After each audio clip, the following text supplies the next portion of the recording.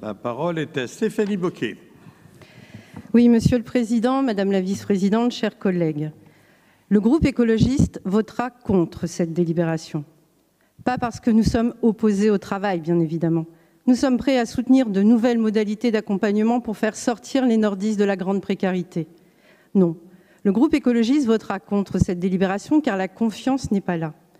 Cette réforme antisociale supplémentaire du gouvernement, après la réforme du chômage et celle des retraites, n'est ni plus ni moins une stratégie de disqualification des plus précaires pour que les classes dites moyennes se sentent valorisées. Non, la confiance n'est pas là au vu de ce que l'on entend au niveau national.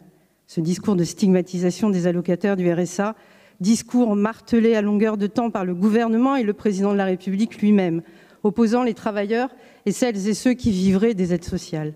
En faisant cela, le président de la République fracture notre pays, loin de l'apaiser. D'ailleurs, les propos entendus au sein de cet hémicycle sont également plus tournés vers les devoirs de l'allocataire que par les droits de ce dernier. Distributeur de billets, certificat médical sur mon bureau, rester au RSA jusqu'à sa retraite. Monsieur le Président, tiendriez-vous les mêmes propos pour d'autres allocataires de prestations sociales? Madame la Vice-présidente, quand on vous interroge sur le non-recours et que vous répondez « mais qu'ils s'inscrivent », tiendriez-vous également de tels propos envers d'autres allocataires qui n'ont pas recours à leurs droits? Une confiance qui n'est pas là quand on voit l'accompagnement médico-social se réduire comme peau de chagrin depuis ce début de mandat, avec un nouveau plan départemental d'insertion centré sur une logique d'insertion professionnelle sans distinction avec l'insertion sociale. Or, nous savons que depuis 20 ans, la baisse de l'accompagnement social au niveau national est passée de 20 à 7%. Certes, cette expérimentation apporte une manne financière de plus de 1 million pour des allocataires que le département suivrait quoi qu'il en soit. Un diagnostic 360 de la situation de l'allocataire ou encore l'allègement du nombre de dossiers par référent, tout ceci ne peut que bénéficier aux agentes et agents du département pour mener à bien leur mission et pour un service public de qualité.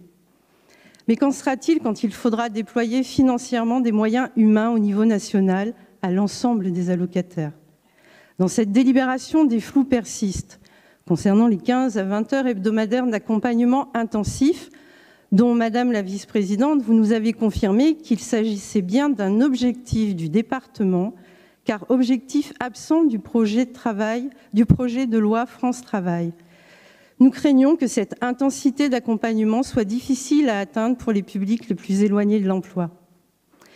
Basé sur le référentiel du contrat engagement jeune, un rapport du Conseil d'orientation des politiques de jeunesse de décembre dernier démontrait les difficultés rencontrées pour atteindre ce quota d'activité hebdomadaire, compte tenu des réalités des vies des personnes très précaires et des freins à l'emploi auxquels elles se heurtent.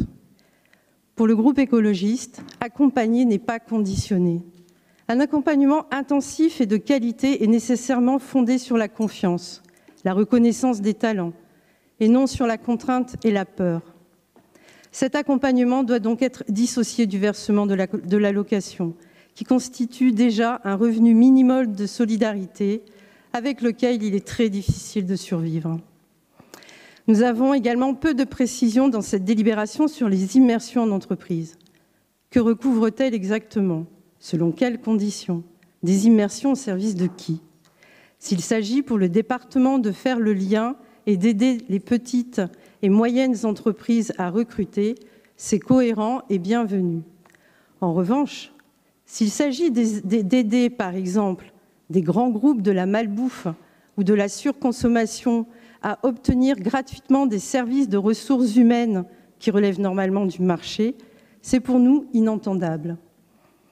De plus, pourquoi ne pas oser, puisqu'il s'agit d'une expérimentation, un comité de suivi qui intégrerait les associations d'insertion et de solidarité et mobiliserait l'expertise d'usage des allocataires du RSA accompagnés dans le cadre d'une gouvernance partagée. Gageons que si cette expérimentation donnera sûrement des résultats en termes de retour à l'emploi des allocataires du RSA, vu les moyens alloués, les emplois n'étant pas extensifs pour autant, il y a fort à craindre que la généralisation de l'expérimentation France Travail se traduise par de moindres résultats. Il ne restera alors qu'une conditionnalité renforcée du RSA qui aura tendance à favoriser le non-recours à ce droit. Pour rappel, 3 collectivités de gauche, Ille-et-Vilaine, Loire-Atlantique et la métropole de Lyon, ont intégré l'expérimentation nationale avec les principes fondamentaux non négociables suivants. Refuser tout chantage à la location. Les heures d'accompagnement ne peuvent constituer un travail ou une activité obligatoire. La responsabilité de l'accompagnement doit demeurer décentralisée. Le département doit rester l'autorité en matière de pilotage de la politique RSA et l'expérimentation ne peut en aucune manière remettre en cause le chef de filât du département.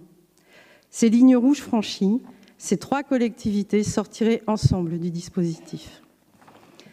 Monsieur le Président, Madame la Vice-présidente, je vous invite à lire ce livre d'A.T.D. Carmonde, En finir avec les idées fausses sur les pauvres et la pauvreté, qui répond point par point à plus de 80 de ces idées reçues sur la pauvreté. Il date de 2013, mais vous le constaterez par vous-même, il est décidément toujours d'actualité. Je vous remercie.